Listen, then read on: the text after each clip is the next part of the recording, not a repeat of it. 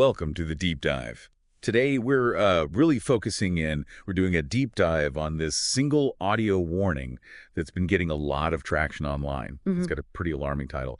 Terrifying warning after Muslims take over U.S. towns and now 74 women and children have. Quite the headline. Yeah, quite the headline indeed. And our job here, just so you know, is really specific. We're going to unpack what this one source says. The claims, the stories, the advice. Right. And it's really important for you to get this. We are not adding anything else. Oh. No outside facts, no commentary, and definitely not endorsing the views in it. Absolutely not. We're just presenting what's in the recording, Yeah. looking at how it puts its message together, and maybe why it's shared like this.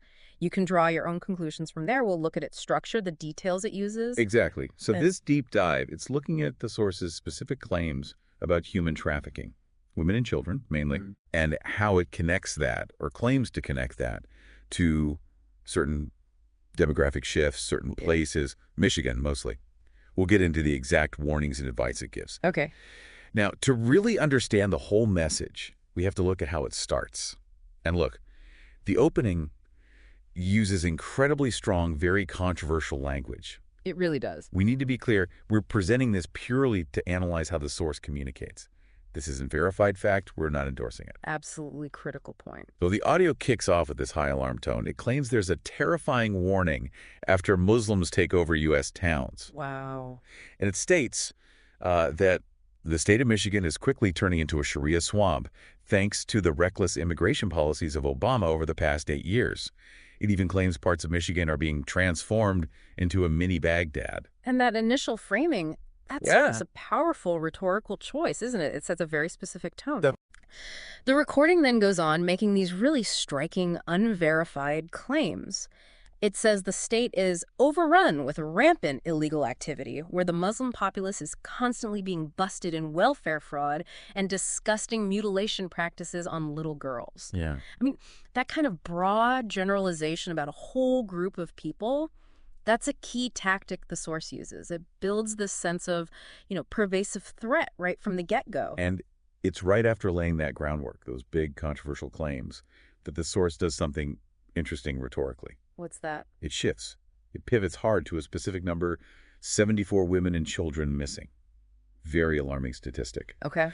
And then immediately grounds it in a personal story, an anecdote. It's a classic technique, really moving from the big abstract threat to something that feels personal, immediate. Making it feel real. Exactly. The audio claims that unvetted Muslim migrants keep rapidly flocking to Michigan and are alarmingly taking over entire neighborhoods, leading to communities that bear little resemblance to the all-American neighborhoods. Right. And it specifically states, this is a direct quote from the source, that white women are constantly being threatened with rape and violence by the Somali Muslims.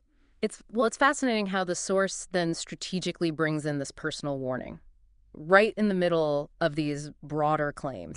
Comes from the local man. The source identifies him as Nar Ali. And he frames human trafficking as this alarming issue. He cites hundreds of women and children disappearing at an alarming rate. This personal testimony, it really aims to personalize that threat, make the urgency feel, much stronger. And Ali then tells his own story, which is really vivid. It's central to the source's whole narrative here. Okay. He describes how his wife and his youngest daughter were, quote, almost abducted by human traffickers, right in a Target parking lot. Wow. On Michigan Avenue, Beck Road. He says they were suddenly surrounded by 3 vehicles. That kind of detail, that anecdote, it's designed to create a really strong emotional connection with you, the listener. Precisely. And Ali then explains, according to the source, that he now goes back to that same Target parking lot every couple of nights, he says. Watching. Yeah, watching for the same cars. He believes they're actively scouting the area for new victims. And he warns this human trafficking thing has become very common for women and children shopping at grocery stores, department stores, anything of that matter. So the threat isn't isolated, according to him. That's the message. It reinforces this idea that the danger is ongoing. It's everywhere, even in very normal, everyday places. And Ali then makes this really dramatic statistical claim in the source. It really ramps up the scale of the problem as he sees it. What does he say? He states, point blank, we are the #2 state for human trafficking, and it is happening all over. That's a huge claim. #2 in the U.S. That's what he claims in the recording, yes. And he asserts It's very common to see suspicious vehicles parked in the back of store parking lots where these criminals are constantly scouting for their next victim. He even adds this really powerful present tense observation. He says he sees two of them in the back of this lot right now where people are just sitting suspiciously. That makes the threat feel incredibly current, like it's happening as he speaks. And what's really compelling here, a key part of how the source tries to persuade you, are the specific details Ali gives about the incident itself. Thin air abduction. Exactly. The recording talks about two other women. They were also leaving Target, and they apparently had the awareness to realize something wasn't right. So they noticed too. Yes, and they sat in their car next to Ali's wife's car, just watching. Ali stresses this gut-wrenching feeling he had, saying, I could have lost my wife and my child to this situation. Wow. Those kinds of intimate details, they really try to turn a general warning into something deeply personal, something you can relate to.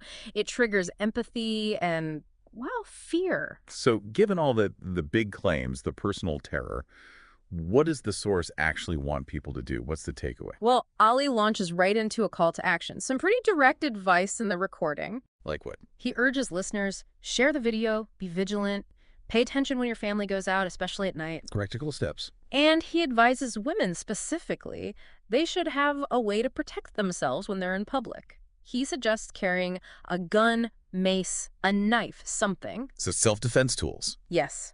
And he specifically warns against shopping at these places at night. It's direct, actionable advice. Pretty stark advice, too. And has he broadened the scope beyond that one Target lot? Oh, yeah. He claims these suspicious vehicles, they're parked suspiciously in different parking lots all over. He says these stories are popping up left and right. So it's widespread, according to him. That's the claim. He even tries to link the problem to Michigan's geography, mentioning its access to the Canada Bridge, suggesting that makes it worse somehow. The source also throws in this chilling detail about price tags that they're putting on kids' heads and even adult women, really designed to heighten the fear, emphasize how severe the crime allegedly is. The source also adds another angle, right? Something about online safety. It does. Ali is quoted warning that criminals take your pictures and they take your info and they create these internet-based profiles of your kids just from what people post on social media. Okay, so moving the threat into the digital world too. Exactly. Adds another layer of perceived danger. Now, there's a point where Ali seems to, well, shift gears a bit on who is supposedly doing this. Yes. That's a really striking pivot he makes within the source's narrative, because remember, earlier parts of the recording specifically linked these issues to certain groups. Right, very specifically. But then Ali broadens the profile of who the perpetrators might be. He actually states that this crime is not specific to any one race either. Really? After the earlier claims. Yes. He describes the perpetrators driving nice cars, Cadillacs, and gorgeous vehicles. And he says it's people of all races pulling this off. Not just white, not just black, not just Arabic, not just Asian or Indian.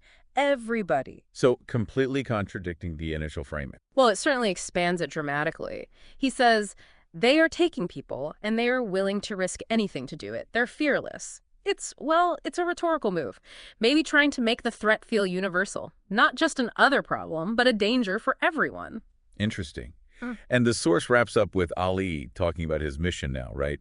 A call for community action. Exactly. That's a core part of the conclusion presented in the source.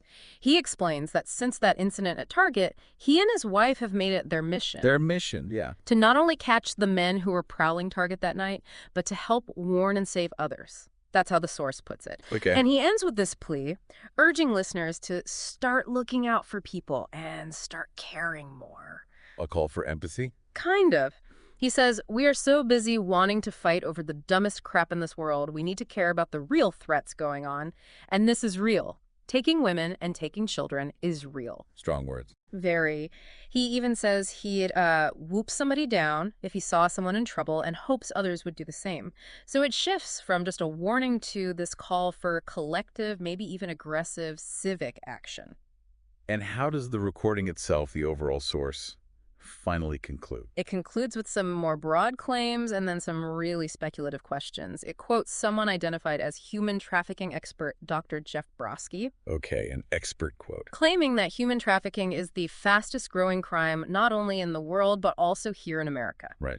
And then the source itself poses this very direct, very speculative connection. And again, we have to stress, we're presenting this just as part of analyzing the source's message, not as fact. Understood. What does it say? It says, while there is no proof yet of who is behind these kidnappings, it does seem odd that this epidemic is happening at the very same location where these Muslim migrants are being allowed to invade at a startling pace. Explicitly linking the two again. Yes. And it goes on. And being that sexual slavery is a rampant issue we see over in the Middle East, should it really come as a surprise that now we have this epidemic in our own communities where the Muslim populace is most prevalent? Wow. So that closing part, it really leverages all the emotional storytelling that came before it to directly link this perceived local crisis back to those broader, unproven assertions and stereotypes it started with. It frames the whole issue in this extremely charged, very suggestive way. So let's try to synthesize this. What's the overall message this source is trying to leave with you, the listener, after hearing all that? Well, I mean, This deep dive, it's really shown us an urgent warning, hasn't it? It's this mix. You've got the personal story, the anecdote, right, very emotional. and then these really broad, sweeping claims, some quite controversial. And it all seems skillfully put together to raise your awareness about a threat it claims is escalating. Yeah, if you connect that to the big picture of how these messages get built, the source definitely emphasizes a call for, well, extreme vigilance. Be alert. Yeah, and community awareness, especially in public places, its main goal really seems to be motivating you, the listener, to share the warning itself Spread the word. and to take pretty significant personal action. Protect yourself, protect others. That's the core push. It's been a really interesting deep dive, just looking at this one piece of communication, how it crafts that sense of urgency, that direct appeal, and the just the sheer range of issues it tries to connect and frame together in one narrative. Which really brings up a big question for all of us, doesn't it? In this age where information just flies around instantly Yeah. and warnings pop up all the time, some are real, some are verified, some are, well, speculative, like parts of this source. Right. How do we as individuals actually process these messages, especially the ones demanding immediate attention, telling us we need to act now for safety, and particularly when they come packaged with these really complex, maybe controversial, broader claims attached? How do you sort through that?